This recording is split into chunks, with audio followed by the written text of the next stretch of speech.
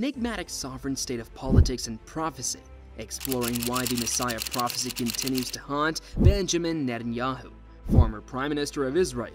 In a region steeped in religious significance, Netanyahu's political career has been intertwined with messianic expectations, with some seeing him as a potential fulfillment of ancient prophecies. In this video, we will cover the historical, cultural, and political complexities behind this phenomenon, shedding light on why the concept of the Messiah remains a haunting specter in Netanyahu's journey through the corridors of power. Netanyahu is troubled by the Messiah prophecy amid ongoing turmoil in the Middle East. The Bible speaks of a delicate balance between peace and war. Today, the Israel-Hamas conflict escalates with over 10,000 lives lost. Netanyahu, once strong, faces domestic criticism and international inspection. Former Prime Minister Ehud openly criticizes him for failing to ensure citizen security. Netanyahu's reputation suffers globally as pressure mounts. Once seen as welcoming the Messiah, he is now struggling with a political crisis. Understanding Netanyahu's journey includes reflecting on his past as Israel's ambassador to the United Nations 40 years ago. During this period, he met Rabbi Monumental Scherson, the esteemed leader of the Chabad Lubavitch movement, known simply as the Rebbe. In the shadow of the United Nations, a symbol of adversity for Israel, the Rebbe shared a profound message with Netanyahu. He spoke of the importance of kindling a light even in the darkest times, a beacon visible from afar. It's believed that the Rebbe saw in Netanyahu a divine mission to ready Israel for the arrival of the Messiah. Over time, their relationship grew deeper. Despite residing in Brooklyn, the Rebbe wielded significant influence over Israeli politics, even though he never set foot in the country. American presidents paid tribute to him by establishing a national education and sharing day in his honor. The Rebbe's impact transcended borders, shaping the narratives of nations.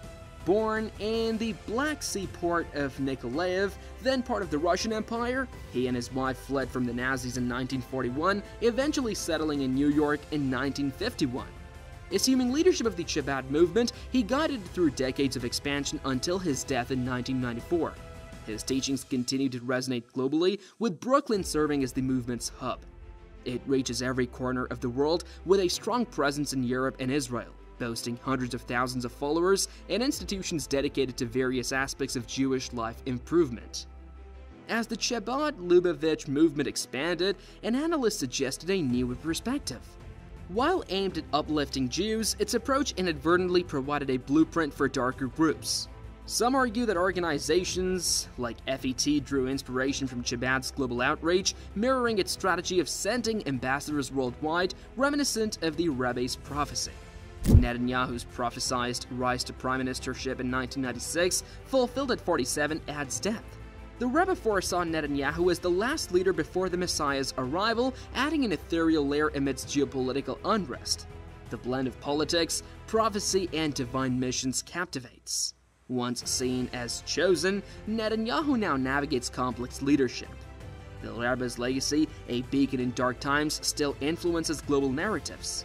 Amidst war, the query persists. Can promised peace coexist? Returning to Netanyahu's political journey, it mirrors Israel's tumultuous history. After a term cut short by political defeat, Netanyahu's return, marked by challenges and victories, defies expectations. Ousted by adversaries, he resurfaces, forging alliances to reclaim power. Amidst controversies like settlement expansions and protests, unforeseen challenges like Hamas attacks test his leadership.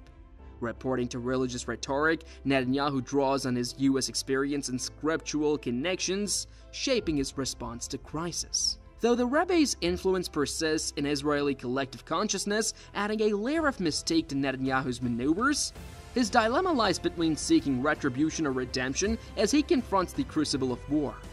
He portrays himself as a defender against a modern-day Amalek, representing evil forces threatening the Jewish people's divine path. Critics, however, question the authenticity of this narrative, given the disparity between Netanyahu's secular identity and his professed adherence to religious principles.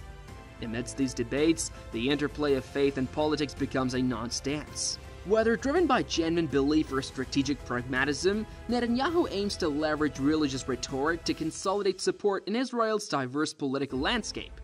And this intricate tapestry, where alliances are as varied as the land itself, the mysteries of the Messiah, Judaism, and even the enigma of Jesus come into play. Delving into Jewish beliefs, the Messiah emerges as a central figure destined to liberate the Jewish people, deeply rooted in the tradition's core.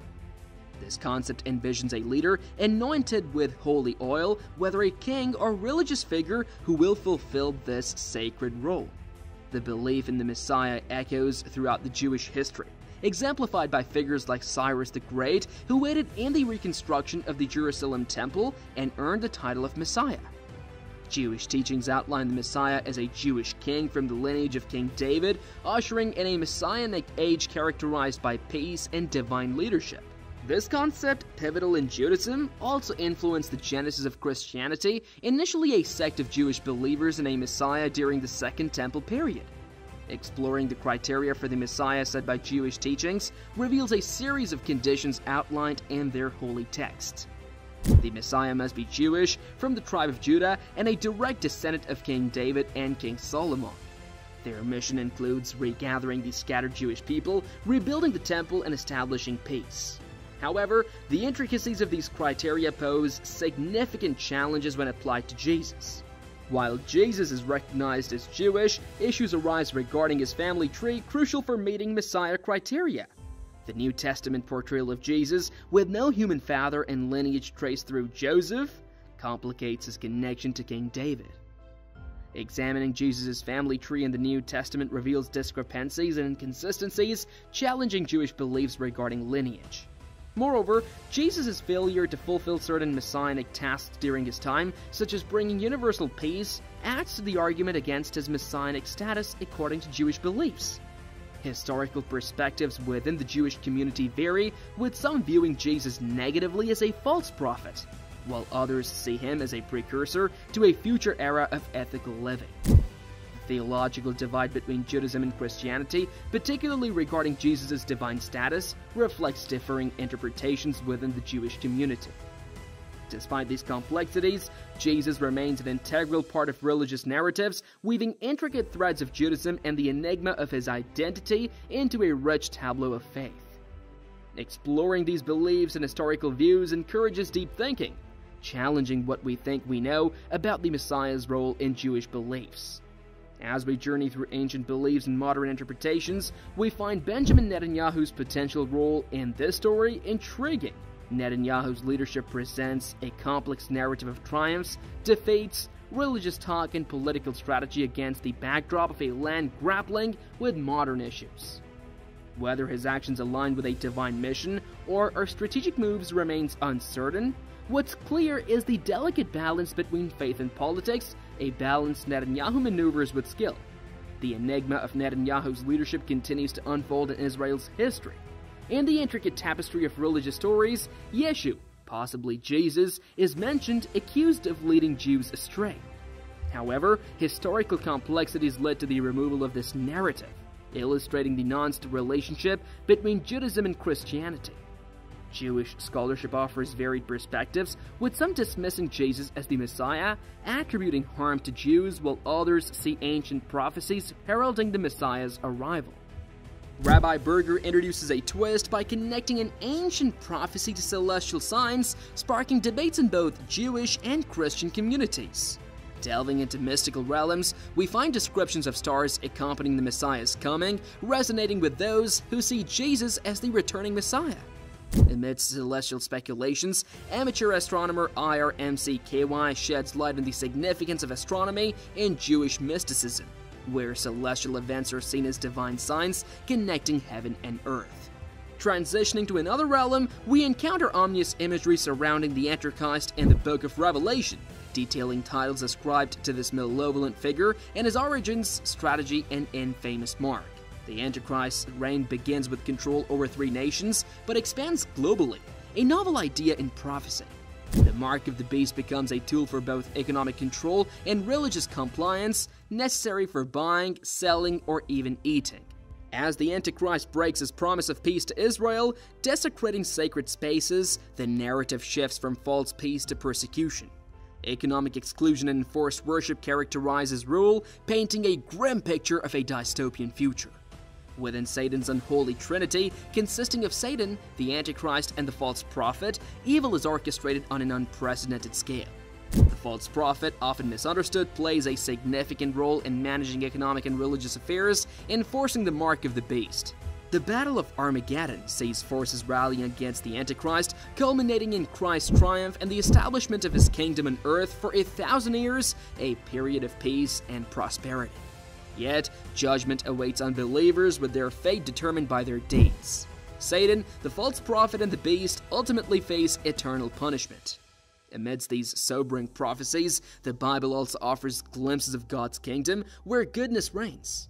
These narratives invite us to a deeper understanding of God's love and beckon us towards spiritual truth and redemption.